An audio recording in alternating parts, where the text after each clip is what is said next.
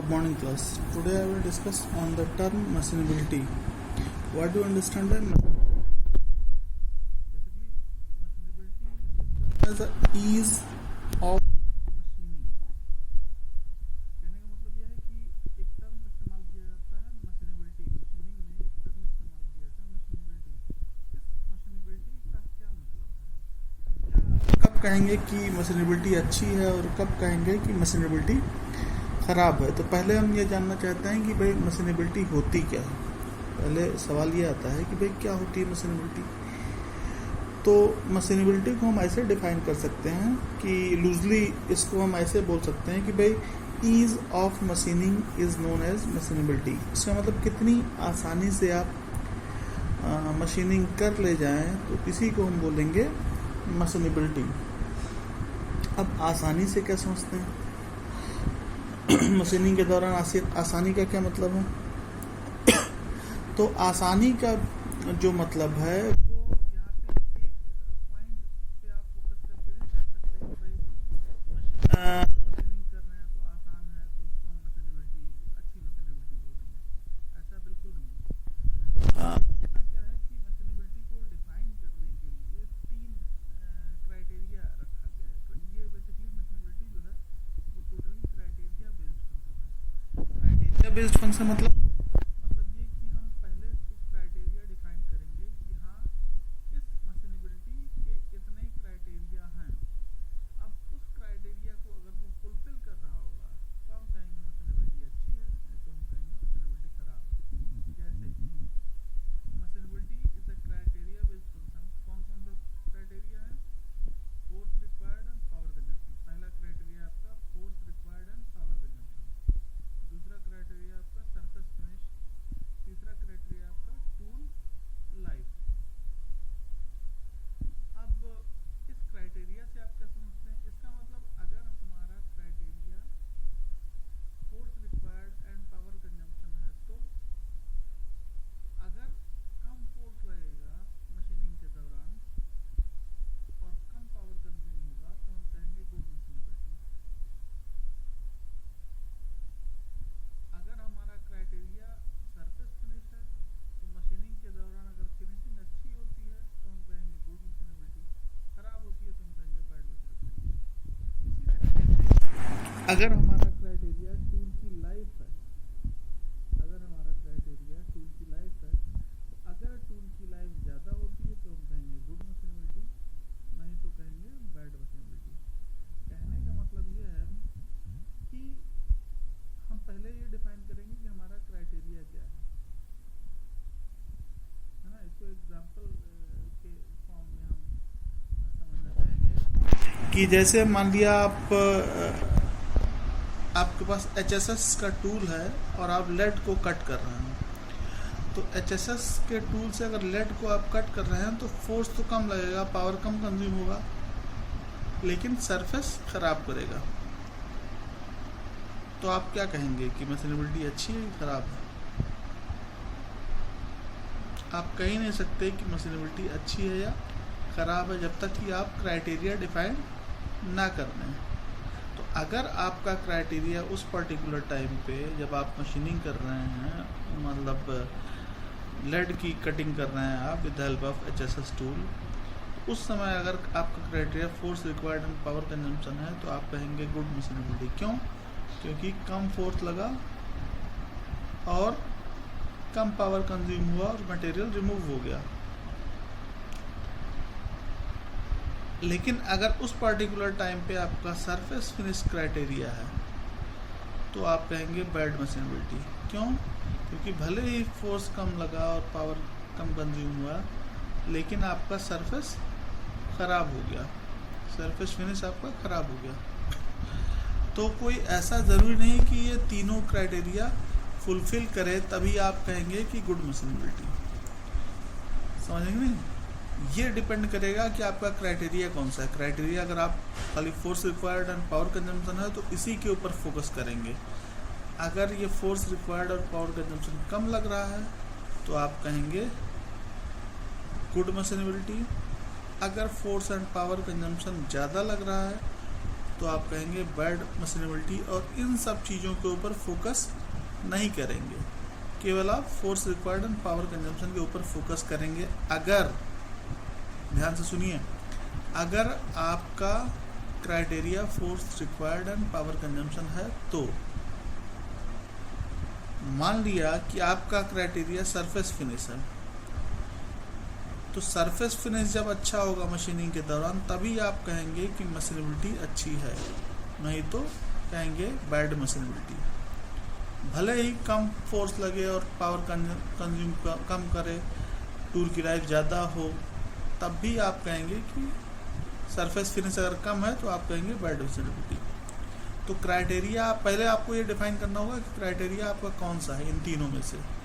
ये क्राइटेरिया है force required in power consumption, कि सरफेस फिनिश क्राइटेरिया है, कि टूल लाइफ क्राइटेरिया है, कि ये दोनों क्राइटेरिया है, यदि ये तीनों क्राइटेरिया है या ये दोनों क्राइटेरिया है। तो पहले आपको क्राइटेरिया डिफाइन करना पड़ेगा कि एक क्राइटेरिया है, दो क्राइटेरिया है, तीनों क्राइटेरिया है। अगर दो है तो ये दोनों है, कि ये दोनों है या ये दोनों है।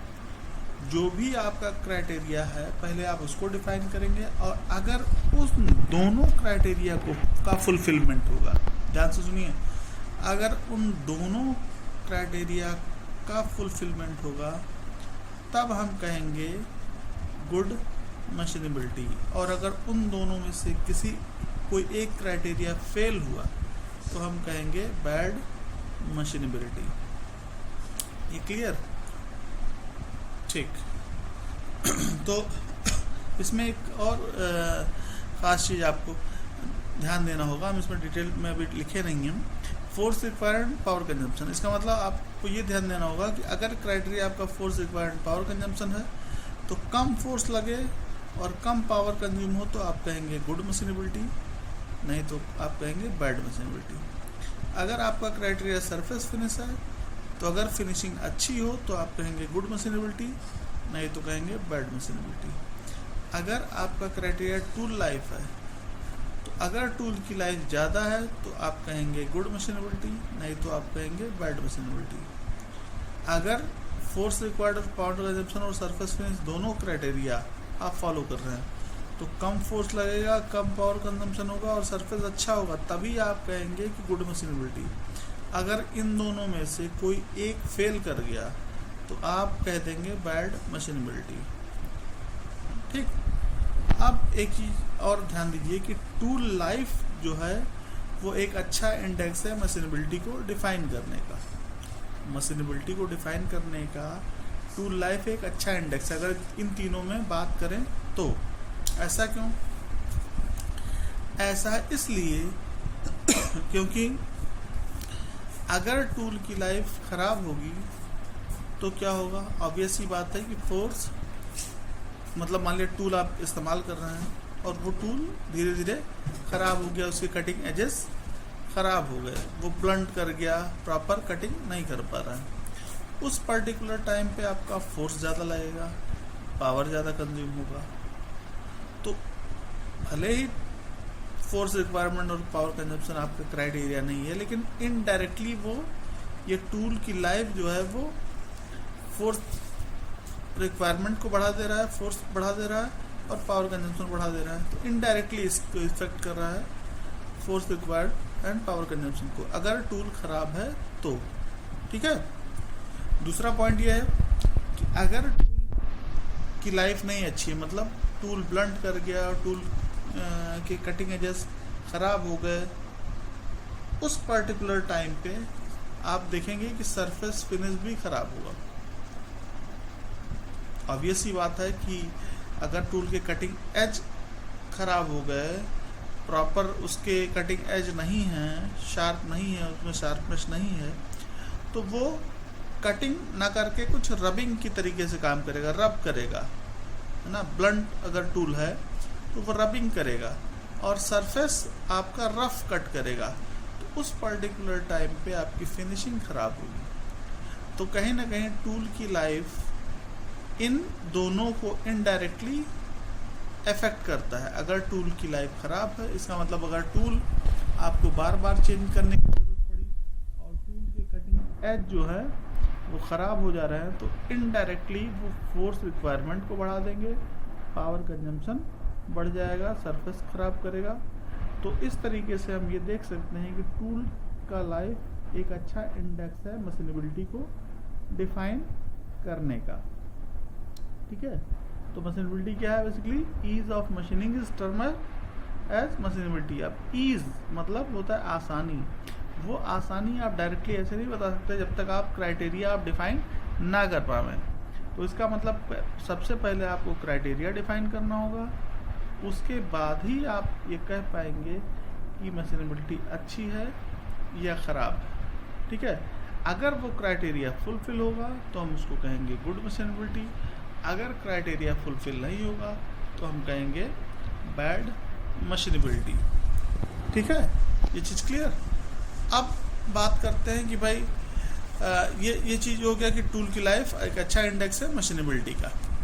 तो टूल लाइफ से आप क्या समझते हैं? ये तो फोर्स रिक्वायरमेंट मतलब कम फोर्स लगे और कम पावर कंज्यूम करेगा तो हम कहेंगे ठीक है मशीनेबिलिटी अच्छी है। सरफेस आपका रफ ना हो, फाइन कट हो, फिनिशिंग अच्छी हो तो हम कहेंगे क्या कहते हैं गुड मशीनेबिलिटी। फिर बात करते हैं कि भाई टूल लाइफ से क्या समझते हैं? टूल लाइफ किसको कहते हैं? किसको हम बोलेंगे टूल की लाइफ? हम कब कहेंगे टूल की लाइफ अच्छी है? इसका मतलब अगर टूल प्रॉपर कट करे, फिनिशिंग अच्छी दे, उसमें ब्रेकेज ना आए टूल के अंदर, उसके कटिंग एज ब्लंट ना करें, मतलब the useful period of a tool is known as its life, tool life. ठीक है, द यूजेबल पीरियड कह सकते हैं, यूजफुल पीरियड या यूजेबल पीरियड बेसिकली कहना ज़्यादा बेहतर है। एक टूल का हम वह समय जितने समय तक उस टूल का हम प्रॉपर यूज़ कर पाएँ वही उसकी लाइफ है। अब प्रॉपर यूज़ मतलब कि वो हम पहले ये डिफाइन करेंगे कि इस अमाउंट से ज़्यादा ख़राब फिनिशिंग नहीं होनी चाहिए। अगर उससे अच्छी फिनिशिंग है, उस लेवल से अच्छी फिनिशिंग है तो हम कहेंगे टूल ठीक है, कोई दिक्कत नहीं। फिर हम देखेंगे कि उस एक पर्टिकुलर हम रेंज बना देंगे कि इस रेंज से कम फोर्स ही इसके टूल के ऊपर पड़ रहा है, या पावर एक रेंज में ही लग रहा है, उस रेंज से ज़्यादा अगर पावर कंज्यूम हो रहा होगा, फोर्स ज़्यादा लग रहा होगा कटिंग के दौरान, तो हम कहेंगे टूल की लाइफ ख़राब है। जैसे नाइफ का एग्जांपल ले लीजिए सिंपली, जैसे नाइफ से आप कोई मटेरियल कट कर रहे हैं, मान लिया टमाटर आप काट रहे हैं। अब आपको अगर ज़्यादा फोर्स लगाना पड़ रहा है टमाटर काटने के लिए तो ऑब्वियस ही बात है आप ये देखेंगे कि भाई इसका मतलब टूल का जो कटिंग एज है वो ब्लंट हो गया, उसकी लाइफ ख़त्म हो गई। वो ज़रूरी नहीं कि वो टूटे तभी हम कहेंगे कि उसकी लाइफ ख़त्म हो गई। उसके कटिंग एज अगर ब्लंट कर गए तो हम कहेंगे उसकी लाइफ ख़त्म हो गई। तो क्या करेंगे, फिर दोबारा हम रीग्राइंड करेंगे उसके कटिंग एज को। ठीक है, तो इस तरीके से हम टूल की लाइफ को समझ पाएंगे। ठीक है, तो टूल की लाइफ बेसिकली ये है कि जो usable period of a tool is known as tool life. मतलब कितने समय तक, कितने टाइम तक हम टूल का प्रॉपर यूटिलाइजेशन कर सकते हैं मशीनिंग के लिए, वही उसकी लाइफ होगी। इस तरीके से टूल लाइफ हम डिफाइन कर सकते हैं। इसको बनाने के लिए, टूल लाइफ को बताने के लिए हम फ्लाइंग वियर, कटर वियर से रिलेटेड चीज़ों के ऊपर बात करेंगे जब हम देखेंगे नेक्स्ट वीडियो में कि टूल फेल्योर के ऊपर बात करेंगे, तब हम टूल लाइफ के ऊपर और डिटेल वे में डिस्कस करेंगे। ठीक है, तो आज के लिए इतना ही। ओके, नेक्स्ट टर्न पे हम बात करेंगे आगे। Okay, thank you.